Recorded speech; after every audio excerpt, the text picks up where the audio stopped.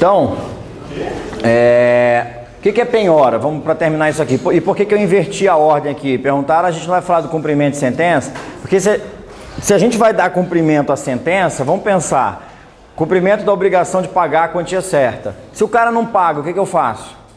Eu penhoro bens. Vai ser o primeiro passo do procedimento após a recusa do pagamento. Então, vamos ver logo o que é a penhora, tá? Que é a forma de garantia, que tem algumas peculiaridades, e depois a gente só lê o procedimento aí e vai matar a matéria com muito mais eficiência. Então, uma ideia de penhora a gente tira do artigo 659. O que o 659 fala aí? Você vai ser o meu leitor oficial hoje.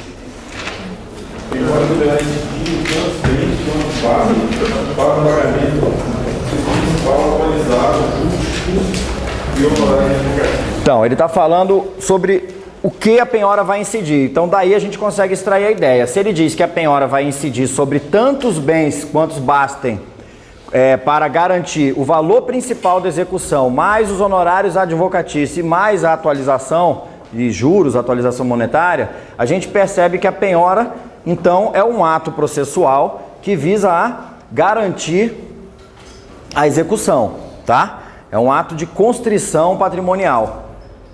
É diferente das astrentes, por exemplo, que é um ato de constrição pessoal. Quando eu fixo astrentes judiciais, multa diária, cumpra a obrigação, sob pena de multa diária de R$1.000, essa multa está dirigida para mim, pessoa. No caso da penhora, está bloqueando o patrimônio, tá?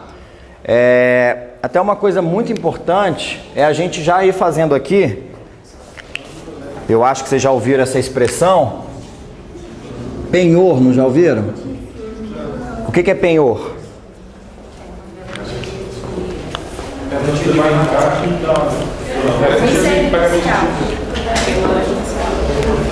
O Johnny falou ali, ele deu um exemplo, né?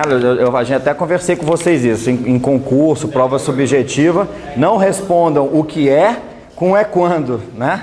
O que é o que define, não precisa filosofar demais para não perder o foco, né? E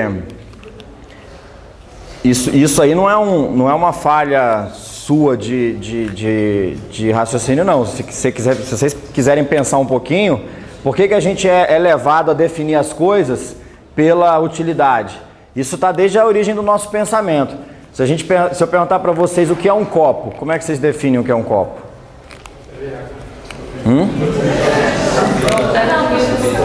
Vocês já pararam para pensar nessa coisa? Olha só que pergunta pequena. O que é um copo? Vai lá, João, o que é um copo? Não, sério? Então tá, você quis dizer... o João disse que um copo é aquilo que serve para beber água, não é? Isso é um copo? Serve para beber água? Então não é um copo. O que é um copo?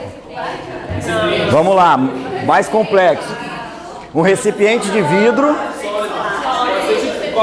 Vidro sólido.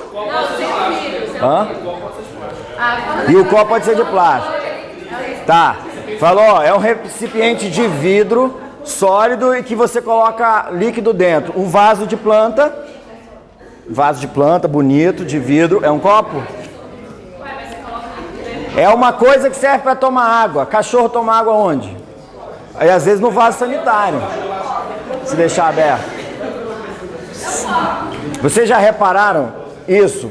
O ser humano, desde a nossa Grécia Antiga, define as coisas pela utilidade. E aí que vocês têm que tomar cuidado, tá? Se vocês quiserem fechar o semestre, perto de enlouquecer, porque quando vocês chegarem no 9º semestre, vocês vão estudar filosofia, alguns vão se envolver mais. Então no currículo de vocês é no terceiro, tá? Foi com o Oswaldo? Foi com quem?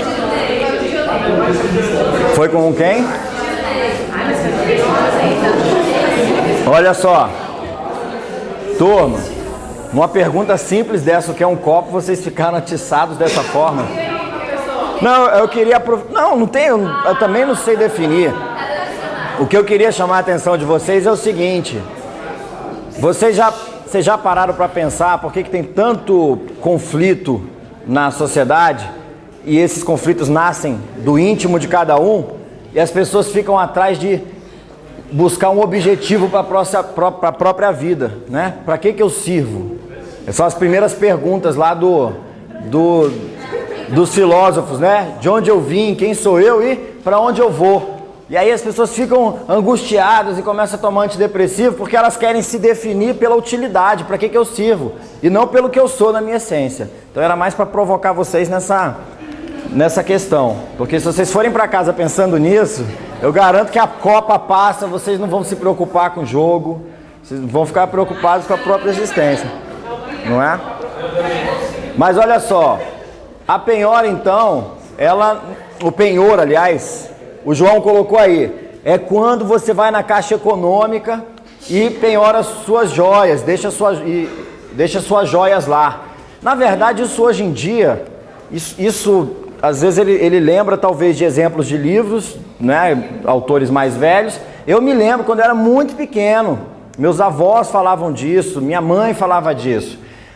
Não existia crédito como existe hoje. Hoje você chega aqui na faculdade, tá lá o Santander, conta universitária. Você já tem lá um cheque especial pré-aprovado, um empréstimo pré-aprovado, pronto, acabou. Quer crédito? Tem crédito aqui, é só dar a garantia e pronto. Mas como que era lá atrás? Você não tinha esses bancos internacionais no Brasil, você tinha uns bancos vagabundos, que eram os bancos estaduais, não sei se vocês já ouviram falar nisso, cada estado, como tem o BRB, tinha o seu banco. Imagina, né, a farra que era. E aí, quando você precisava de um empréstimo, você pegava aquela joia da família, existia isso, aquela joia que veio desde aquela baronesa que era parente do seu tataravô, que veio de Portugal e ganhou do rei um broche de ouro de não sei quantos gramas e não sei o que mais. Você levava lá no avaliador da Caixa Econômica, o avaliador ficava com aquele negocinho, avaliava pela metade do preço, mas você precisava de crédito. Você deixava a joia em garantia, não é? Então, o penhor é uma garantia, Se no dia tal você não voltasse lá para pagar o que você pegou emprestado com os juros, que eram absurdos, o que acontecia? A Caixa pegava aquela joia que você deixou em garantia, leiloava, pegava o dinheiro, pagava uma parte do seu empréstimo e o resto te cobrava. Onde é que eu quero chegar aqui? Primeiro, os dois são garantias, não são?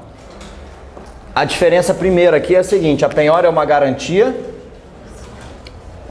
judicial, é uma garantia feita em juízo, tá? Eu posso até falar uma garantia processual.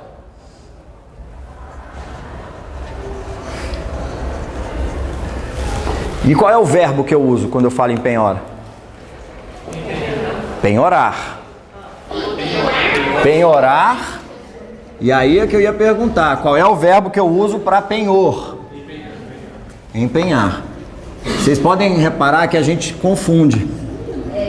Quando vocês forem olhar essa aula lá na internet, vocês vão ver que sem querer eu falei ainda agora. Você vai lá e penhora a sua joia na Caixa Econômica. Você vai lá e empenha a sua joia na Caixa Econômica, não é penhora, tá? Isso aqui o pessoal faz muita confusão. E vocês não podem, vocês são técnicos, ok? Processual.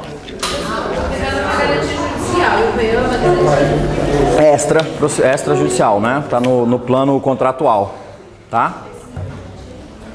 É um contrato de garantia, né? Uma forma de garantia. Então vamos lá. Quando eu penhoro, quando é que eu vou proceder à penhora de bens? Toda vez que chamado a cumprir a obrigação já na execução, o devedor se omitir, tá? Independentemente da forma, se é execução autônoma ou se por meio do cumprimento de sentença, a diferença é que num caso o devedor vai ser citado e no outro ele vai ser intimado, o juiz vai dar um prazo para o pagamento.